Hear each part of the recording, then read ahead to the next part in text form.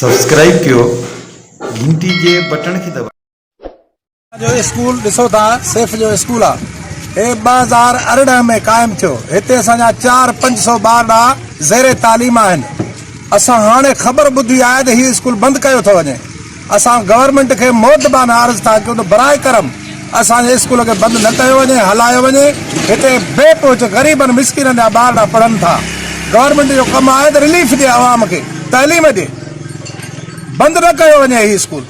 जो ॻोठ आहे रुकण जंहिंमें सेफ जो ही स्कूल क़ाइमु थियो 2018 में गज़ाला बतौर सिद्दीकी वेलफेयर ट्रस्ट जे तरफ़ खां, जेकी सेफ जे तरफ़ां थियो 2018 में। 2018 खां वठी अपडेट ताईं जेको ही स्कूल क़ाइमु ऐं दाइम आहे, हली रहिया। जिथे ॿुधाइनि पिया 295 ॿारनि जी एनरोलमेंट आहे, जंहिंमें नंढड़ा ॿार पहिरें क्लास खां वठी 5वीं क्लास ताईं तालीम सां ज़ेवरास्ता हुया।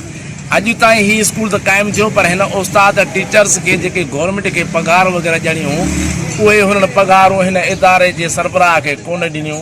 ही पघारूं हुननि पंहिंजे खीसे मां अदा कयूं। गवर्नमेंट सेफ जी तरफ़ खां हुनखे चयो वियो तालीम आहे ऐं जेको सो ॿार असां वटि 300 ताईं ज़ेरे तालीम आहिनि।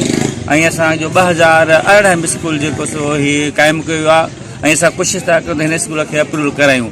गवर्नमेंट जी पॉलिसी तहत ॿुधो अथव त स्कूल बंदि कयो थो वञे। हीउ ॿहिराड़ी आहे, तक़रीबन ॿार माशाअल्लाह पहिरें दर्जे खां वठी 5 दर्जे ताईं हिन स्कूल में तालीम पिया रखिया आहिनि। तव्हां पहिरें ॿार खां वठी ABC पुछंदो, माशाअल्लाह 5 दर्जा तव्हांखे सुवाल ॿुधाईंदा। एतिरा ॿार होशियार आहिनि। उन लाइ गवर्नमेंट खे तव्हांखे अपील आहे त हीउ स्कूल असांजो क़ाइमु कयो वञे, हिन स्कूल खे बंदि न कयो वञे, महिरबानी करे हलणु ॾिनो वञे। असां हिकु ॻोठ वारनि खे बि सभिनी खे हुकूमत तरफ़ां असांजी गुज़ारिश त हिन स्कूल जी मदद कई वञे।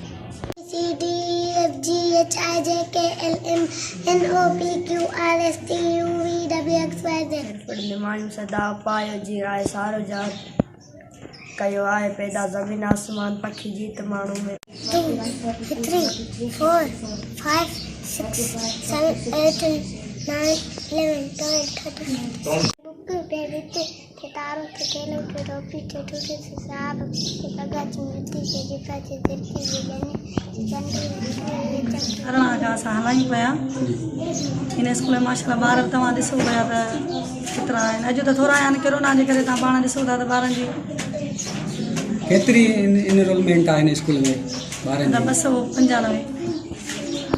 ऐं हिते टीचर जेको स्टाफ आहे, टीचर आहे 5 टीचर आहिनि, हिकिड़ी हेड आहे, हिकिड़ी सुपरवाइज़र आहे। भला हीअं जेको तव्हां एहतजाज कयो आहे या मीडिया ते आया हो त इहो छाजे करे ॿुधण में आयो आहे त हीउ स्कूल बंदि कनि था? ॿुधण में असांखे बि आयो आहे त हीउ स्कूल बंदि पिया कनि ऐं असांजो मुतालबो आहे त हिन स्कूल खे हलायो वञे, छो जो असांजे ॻोठ में तालीम न आहे, अहिड़ी तालीम न आहे जीअं असां हिननि खे ॾियूं पिया। छाजे करे हिन स्कूल खे बंदि कनि था? अदा अप्रूवल नथो ॾिए न। हितां जे माना जेके ॿारनि जा पेरेंट्स उन्हनि जो मुतालबो आहे त हिन स्कूल खे अप्रूवल कयो वञे ऐं असांजो मुतालबो आहे त हिन स्कूल खे अप्रूवल कयो वञे। ऐं असांखे जेकी पघार मिले पई, उहा जेको सर आहे असांजो जेको स्कूल जो इंचार्ज आहे, उहो पाण पंहिंजे खीसे में